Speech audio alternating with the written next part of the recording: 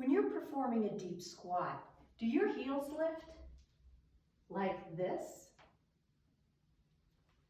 Well, this is a problem because it's unstable and may lead to injury. There are two ways to fix this.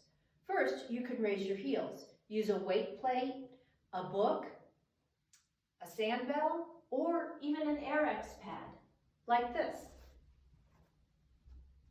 Place your heels on the pad, and it's much more stable. Another solution is to wear heels. See how easy that is? However, it's probably not stable and not safe, so I don't recommend this. Another solution is to get lifting shoes, like these Fast Lift brand lifting shoes. They have a little bit of a heel and a solid sole, which provides support. These help a lot.